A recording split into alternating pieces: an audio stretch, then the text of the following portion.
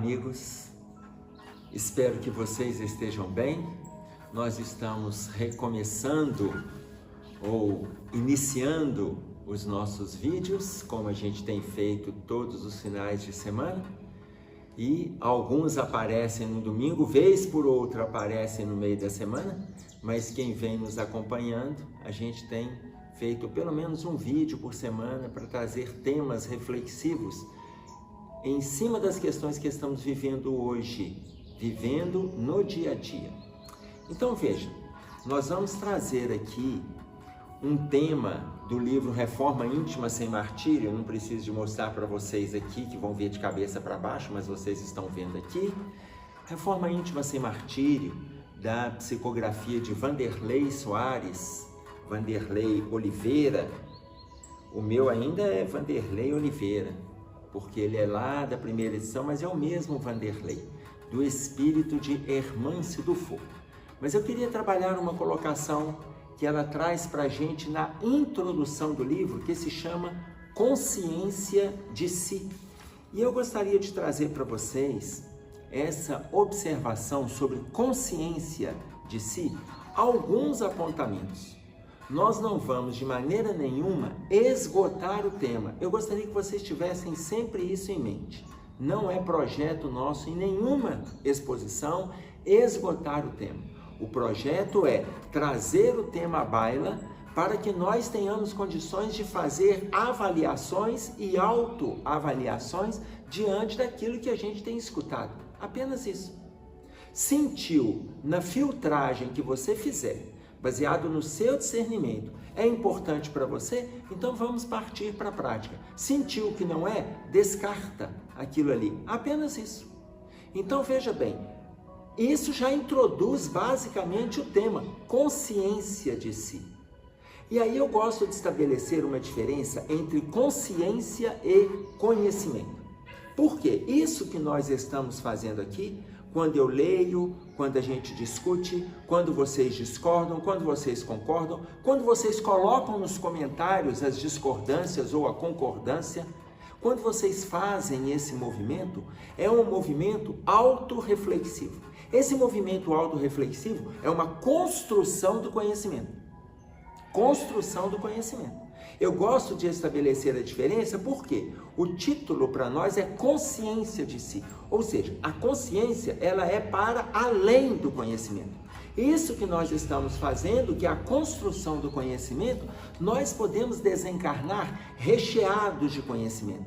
Como coloca para nós Eurípides Barçanufo, como coloca para nós Seu Leão, que conviveu conosco, quem está nos ouvindo, que é daqui de Belo Horizonte, dessa nossa geração de 40, 50, 60 anos de idade, vai lembrar do seu Honório Abreu, do seu Lúcio Abreu, seu Manuel Alves, que passou da casa dos 90 e continua aqui conosco no plano físico.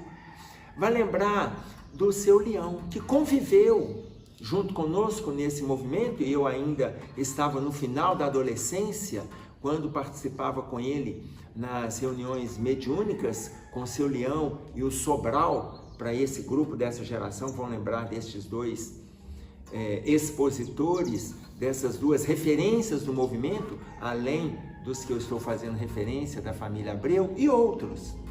Mas o Seu Leão dizia para a gente, quando ele estava encarnado, que os espíritas, eles estão trabalhando aqui e estão recheados de conhecimento, mas sedentos de amor. Esta colocação que o Seu Leão fazia para a gente naquela época, a gente vê essas colocações no diálogo de Eurípides Barçanufo com Manuel Filomeno de Miranda, quando coloca para a gente que os espíritas estão chegando no plano espiritual, recheados de conhecimento e sedentos de ação, sedentos de amor. Porque quando o Seu Leão falava em sedentos de amor, significa que nós estávamos preocupados com o conhecimento sem a construção prática do conhecimento. Quando o diálogo entre Eurípides e Manuel Filomeno de Miranda faz referência à questão da ação, é a mesma colocação que seu Leão fazia entre nós, no movimento espírita. Por quê? Porque a construção do amor, ela acontece a partir da ação. Absolutamente ninguém constrói o amor apenas com conhecimento. Não se constrói amor com conhecimento. O conhecimento é uma asa larga para o processo da construção. Mas chegar no plano espiritual, recheados de conhecimento e sedentos de amor, significa que nós lemos muito, estudamos muito, aprendemos muito e fizemos pouco, muito pouco. E aí eu gosto de colocar uma frase do Chico, quando ele diz assim: quem sabe pode muito, mas quem ama pode mais. Esta colocação do Chico também é o título de um livro do Vanderlei, também psicografado pelo Vanderlei. Então veja bem, quem sabe pode muito, quem ama pode mais. Não significa que nós temos que abrir mão de uma ou outra coisa. Nós temos que usar essas duas asas para o processo evolutivo: conhecimento e consciência, estudo e trabalho, discernimento e prática, discernimento e ação. Então, quando ela coloca para nós aqui consciência de si, é para nós avaliarmos como que nós estamos lidando com o conhecimento que a gente já tem. Quando eu falo sobre isso nas casas, eu coloco lá, o título é consciência de si. Mas no primeiro momento, o que estamos fazendo aqui na casa? Construindo a consciência ou construindo o conhecimento? No primeiro momento, estamos construindo o conhecimento. Quando eu avalio, quando eu filtro, quando eu descarto, quando eu absorvo, quando eu internalizo e parto para a ação, eu estou indo para a consciência. Por quê? O teste daquilo que eu estudo está no meu movimento relacional com o outro. Está claro isso para vocês? E aí, olha o que a irmã Struffaut, entre as várias, eu estou fazendo algumas colocações, mas eu não gostaria que vocês, eu estou repetindo, não se contentem. Parem, olhem, leiam, revejam o texto lido, comenta com alguém. Não se contentem. Mas olha uma das colocações que ela traz para a gente aqui na obra. Quando ela faz assim, quando ela diz assim, olha a pergunta: que revelações novas teriam os amigos espirituais em favor do aperfeiçoamento interior nessa hora de tantas lutas na humanidade? Que revelações novas teriam os orientadores espirituais para nos trazer em função deste momento perturbador que a humanidade está vivendo? Gente, quando fala sobre revelações novas, veja, é muito interessante. Por quê? Porque as colocações que a doutrina espírita está trazendo, está alicerçando aqueles que assentam, que leem, que reflitam. Aquelas pessoas que fazem isso, elas estão sempre somando conhecimento. Então, coisas novas estão lotadas. Mas veja, o que nós podemos fazer com essas novas construções? Porque tem aí filósofos, teóricos, poetas, escritores, historiadores, que estão trazendo para a gente também N coisas que vão acrescentar o nosso estado íntimo. Mas observem, todas estão relacionadas, quando a gente está falando da construção do estado íntimo, estão relacionadas às situações de autoestima. Estão relacionadas às situações de autovalorização. Se elas estão relacionadas às situações de autoestima, de autovalorização, de autoconhecimento, peguem para vocês verem os 10 livros mais lidos do mês. Façam uma pesquisa, vão lá no Google, no YouTube, vejam os 10 livros mais lidos do mês.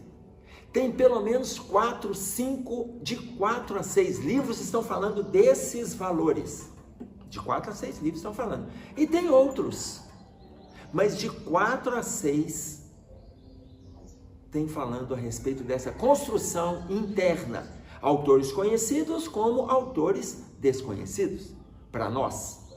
Às vezes conhecidos na terra deles, no país deles. E a gente vai ver que quando a gente começa a ler, a gente vai ver que eles estão trazendo coisas que os nossos autores também têm colocado.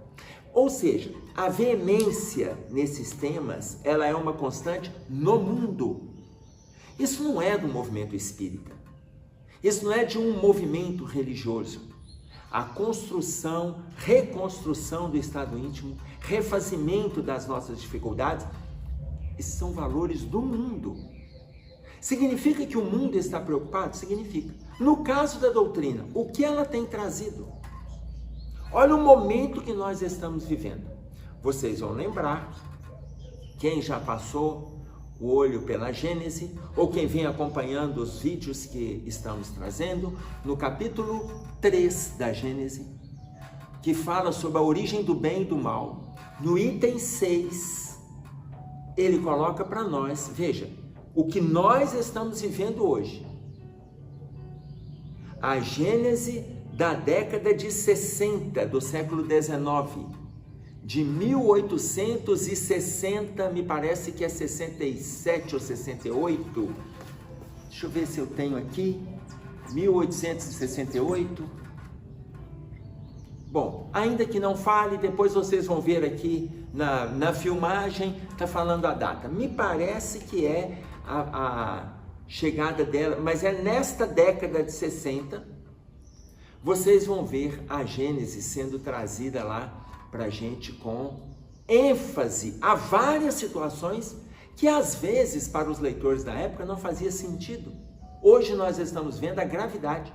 Quando ele fala de 4 situações que estão acometendo a humanidade. Em função dos nossos vícios, ele fala o surgimento de guerras, calamidades, injustiças e enfermidades. Guerras, calamidades, injustiças e enfermidades. Basta observarmos o movimento que nós estamos tendo hoje, que são revelações que a espiritualidade traz. Vocês estão entendendo? Então veja, as coisas estão acontecendo. Agora, o que de novo ela vai trazendo? O que nós temos para fazer diante deste movimento? Isso é novo. Que tipo de atitude a gente está tendo diante desses movimentos? Como que nós estamos filtrando isso na nossa mente? Como que nós estamos lidando com essas situações no nosso dia a dia? Ok, as guerras estão aí.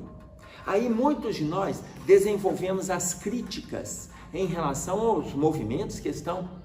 É importante que a gente tenha o senso crítico, mas que a gente não saia agredindo. Por quê? Porque as guerras estão acontecendo lá, mas nós ainda não demos conta de dominar a guerra dentro da nossa casa. E eu estou falando da casa física. Nós não estamos dando conta de dominar a guerra que está dentro de nós, e eu estou fazendo referência à casa mental. Então, eu agrido do lado de fora, mas eu não estou dando conta de dominar do lado de dentro. Eu agrido lá longe, para além do oceano, mas eu não estou dando conta de dominar no âmbito da parede da minha casa. Então, o que a espiritualidade está propondo? Exatamente aquilo que o Cristo colocou para nós. Se atente para o cisco do seu olho e não do olho do outro. Mas o Cristo coloca que nós muitas vezes vemos o cisco no olho do outro e não vemos a trave no nosso. Para ser claro, nós assistimos o cisco no olho do outro e não vemos o poste que está no nosso olho. Então a proposta do Cristo, olha, se atente pelo cisco que está no seu, embora ele fala trave. E eu dou o significado da trave de poste, porque aí ninguém desconhece a palavra poste. Então veja, a gente está vendo para além e não está fazendo em torno.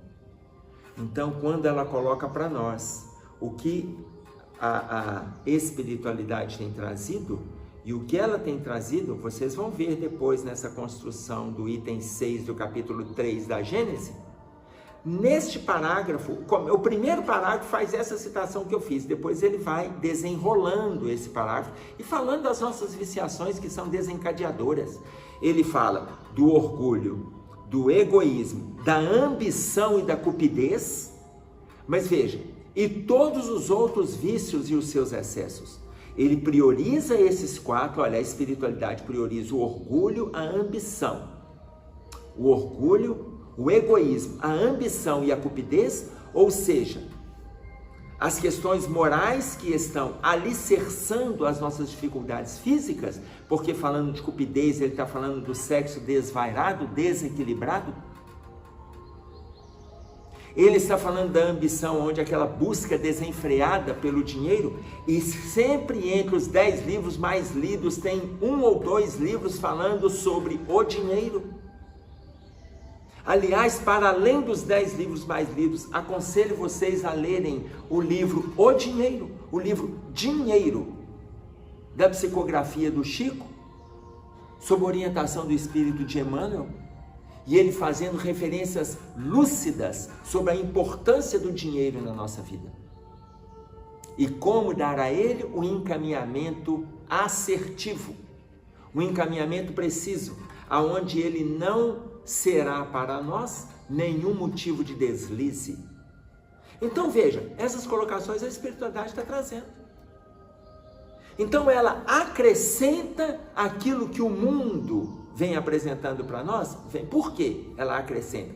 Porque ela está fazendo com que a gente apreenda a valorizar as coisas do mundo sem a gente se sentir deprimido, angustiado, chateado, revoltado, agredido. Por quê? Porque está acontecendo? Está. O que eu posso tirar dessa experiência? Tem o mal? Tem. Tem a agressão? Tem. Tem a mentira? Tem. O que eu posso aprender com essa experiência? Enfim. E aí, lá embaixo ela diz assim: nessa ótica, exaremos alguns conselhos que merecem ser resgatados para o seu melhor entendimento. Alguns conselhos, ela dá 4 conselhos para nós avaliarmos. 4. Veja bem, construção gradativa de valores. Quando ela coloca para nós construção gradativa de valores, eu vou fazer referência a um valor, e que é o valor primordial para a construção de outros, que se chama vontade. Vontade. Tudo na nossa vida é vontade. Tudo na nossa vida. Construção gradativa de valores, solidificação das qualidades eternas. Ou seja, quando ela fala de construção gradativa, eu tenho que começar essa construção com um valor, pelo menos. Qual valor? Vontade. Ah, mas eu já vou começar assim, com o valor da fé. Como que eu vou acreditar se a vontade não nascer em mim? Ah, eu vou começar com o amor. Como que eu vou desenvolver o amor se eu ainda não desenvolvi nenhum valor aqui dentro? Tanto que no Livro dos Médiuns, no item 131, a espiritualidade traz pra gente vontade, atributo essencial do espírito. Atributo essencial, todo mundo tem. Esse todo mundo tem. Quando ela não é positiva, ela pode ser negativa. Que as pessoas construíram, então, a terminologia de má vontade. Então tem gente que fala assim, mas eu não tenho vontade de fazer nada. Ah, mas comigo eu não tenho vontade, eu não tenho vontade de fazer nada. Eu quero ficar parado, deitado na rede. Eu não tenho vontade de fazer nada. Mas então, ele tem vontade de ser preguiçoso. Ele tem vontade de ser apático. Ele tem vontade de ser ocioso. É a vontade de não fazer nada. Mas não deixa de ser vontade. Como traz o Livro dos Médiuns, atributo essencial do espírito, nós vamos ver no livro Pensamento e Vida, no 2º capítulo, Emmanuel coloca para nós assim: vontade, gabinete de todas as funções. Ou seja, tudo é a partir da vontade. Ou seja, construção gradativa de valores. Eu vou pela vontade, vou começar, gente, eu vou começar a ler, eu vou começar hoje. Eu vou ler 20 minutos. 20 minutos, desliga o celular, afasta outras obras, senta numa cadeira dura, com a mesa à sua frente. Sempre que eu vou ler me dá sono, sim. Vai lá para a cama, lê à noite, depois de um dia exaustivo de trabalho, escora o corpo com o travesseiro, já meio deitado, numa posição absolutamente prejudicial para a coluna. E aí o livro cai para o lado, você cai para o outro, fala, eu não consigo ler. Ninguém consegue. Ninguém vai ler num espaço desse, não. Senta numa cadeira dura, mas confortável. Nós temos um colchão chamado bumbum atrás no nosso corpo. Senta em cima desse colchão e ali você vai fazer as suas leituras. 20 minutos. Então, com vontade. Em cima daquilo ali, você pega um lápis e vai marcando. Isso aqui é interessante. Não entendeu? Faz uma interrogação. Faz a sua pesquisa, construção de valores. E eu estou dando exemplo da leitura. Por quê? Porque estamos começando pela vontade. A partir daí eu já vou construir o segundo valor. Qual? Conhecimento. Eu anoto as dúvidas, eu estou construindo um terceiro. Qual? Pesquisa. Eu converso com uma outra pessoa sobre isso, eu estou construindo o quarto valor. Qual? Diálogo. E aí eu escuto a discordância do outro, ou eu escuto a referência do outro, eu já estou construindo o quinto valor. Qual valor? A humildade. Porque eu estou lendo, aprendendo, pesquisando, mas eu não sou o dono do conhecimento. E ele também tem valores para passar para mim. E depois nós vamos discutir o sexto valor, o denominador comum. Ampliaremos as pesquisas, mas começou tudo aonde? Vontade, construção gradativa de valores. Aí eu construo o sétimo valor, reflexão, pensamento positivo em cima daquilo que eu estou lendo. Vocês estão entendendo que isso pode ser uma construção, gente, diária? É a proposta da Irmã do Fogo. E aí ela coloca o segundo, proposta de plenitude e não de derrotismo. Olha bem, proposta de plenitude e não de derrotismo. Veja, quando ela fala sobre plenitude e não derrotismo, nós estamos absorvendo, o mundo ele está conturbado, mas eu não preciso trazer a conturbação para o meu estado íntimo, gente. Eu não preciso fazer isso. A proposta é de plenitude, ou seja, vou filtrar as coisas que estão acontecendo no mundo. Aí ela diz assim, é fazer mais luz para varrer as sombras. Faça luz para varrer sombra. Olha a fala de Jesus.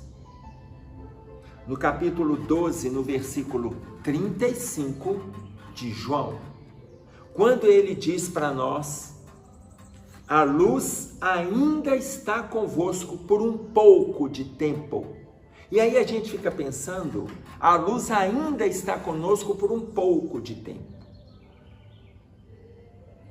Então, nós estamos com conhecimento, nós estamos com a presença da espiritualidade, nós estamos com os familiares que estão de alguma forma fazendo a gente questionar valores, nós estamos com o movimento social que está fazendo a gente reavaliar as nossas posturas, nós temos uma chefia, ou temos subalternos que está fazendo a gente avaliar relações.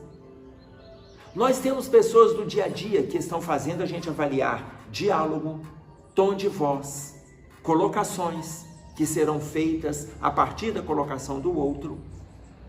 Então, caminha enquanto ainda tem um pouco de luz com você. Mas veja, a luz ainda está convosco por um pouco de tempo. Se a luz ainda está conosco por um pouco de tempo, quando nós vamos colocá-la em prática? Eu estou esperando o quê para começar essa realização? Ela fala para nós uma proposta de plenitude e não de derrotismo. Por quê? Porque a tendência nossa é caminhar sempre em cima das situações negativas que acontecem.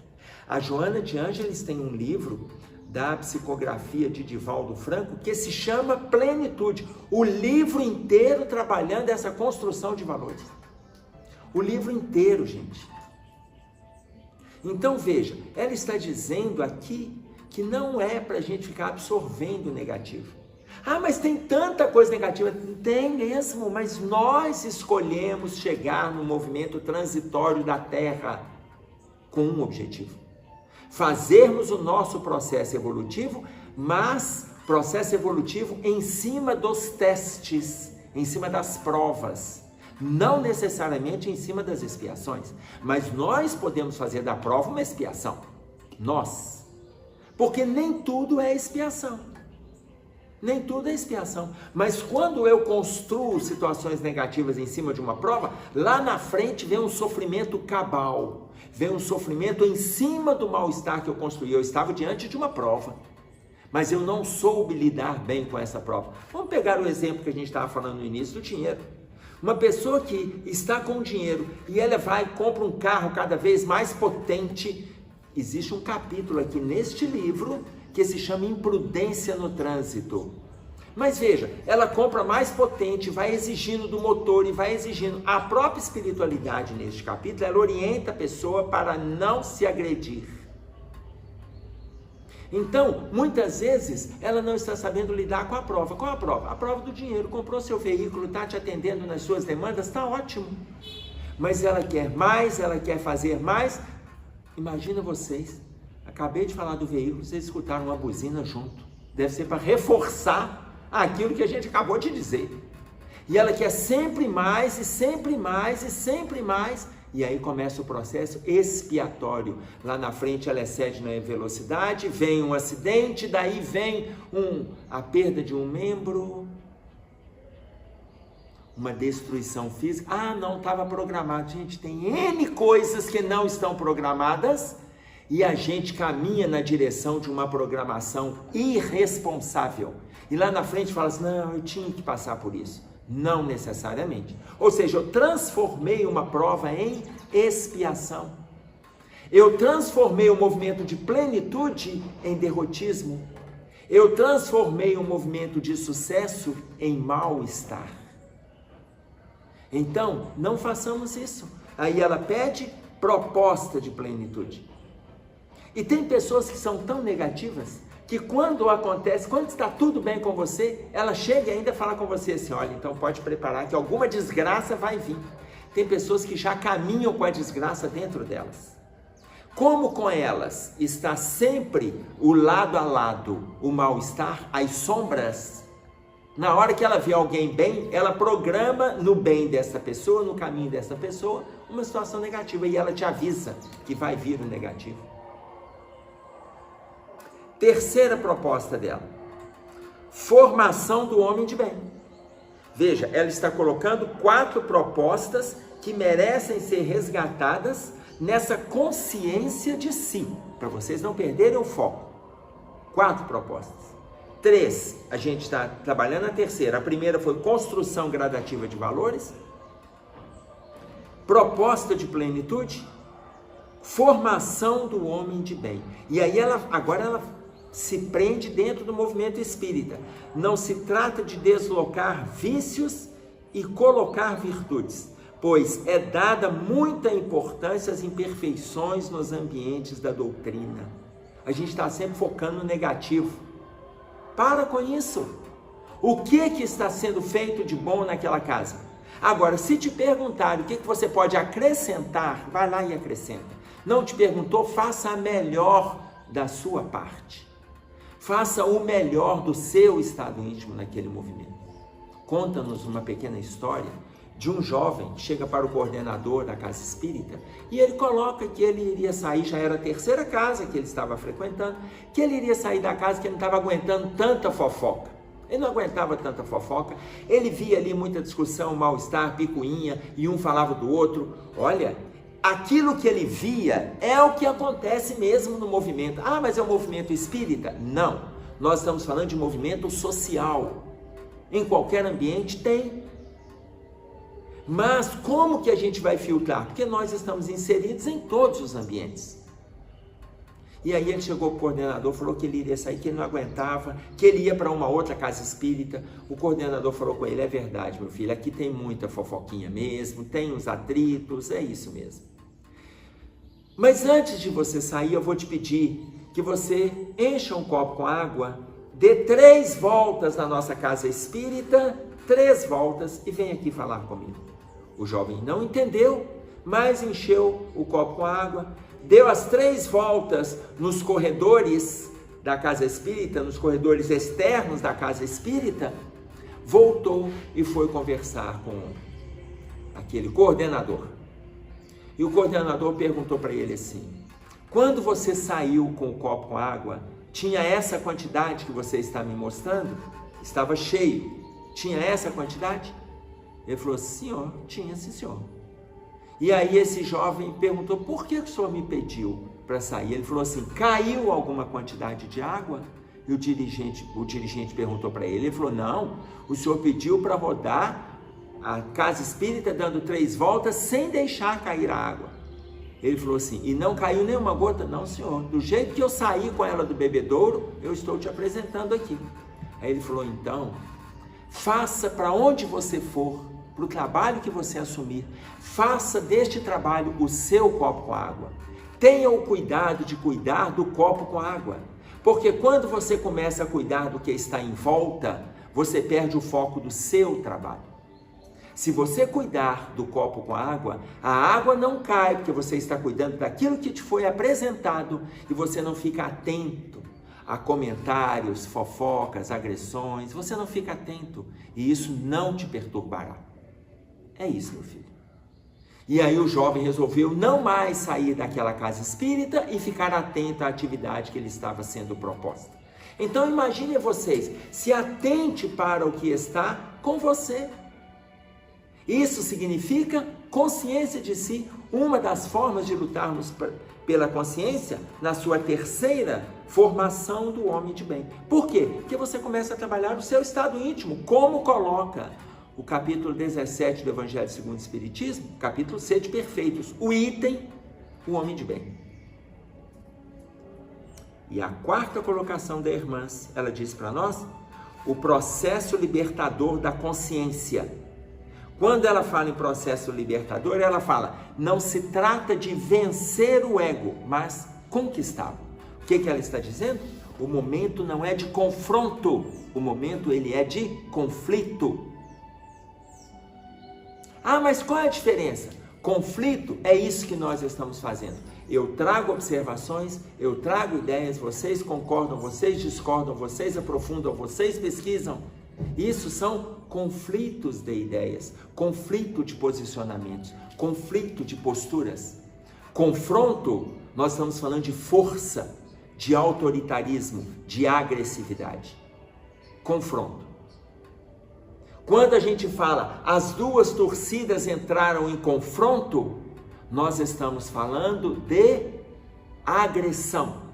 Quando nós falamos aqueles diplomatas estão em conflito, nós estamos dizendo que eles estão em discussão de ideias e cada um traz o seu posicionamento.